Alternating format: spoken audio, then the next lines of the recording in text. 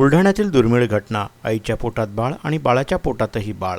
बुलढाणा शहरातील वैद्यकीय क्षेत्रात दुर्मिळ घटनेची नोंद. आईच्या पोटात बाळ आणि बाळाच्याही पोटात बाळ असलेल्या त्या महिलेची प्रसूती झाली असून तिने एका मुलाला जन्म दिला. दोघे मायलेक हे सुखरूप आहेत. या नवजात बाळाच्या पोटातील अर्भक काढून टाकण्यासाठी यशस्वी शस्त्रक्रिया करण्यात आली. या अगोदर या मातेला प्रसूतीसाठी संभाजीनगर येथे पाठवण्याचे नियोजन होते, मात्र अखेर बुलढाणा येथील जिल्हा स्त्री रुग्णालयात ती करण्याचा निर्णय घेण्यात आला. महिलेने सुमारे 2.25 किलो वजनाच्या मुलाला जन्म दिला.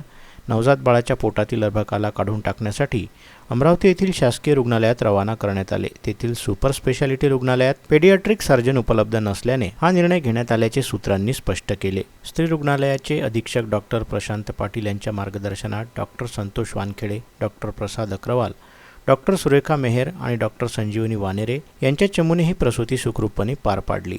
त्यांच्या भूलतज्ञ डॉक्टर प्रवीण झोपे, डॉक्टर रेणुका हिंगणे यांचं सहकार्य लाभलं.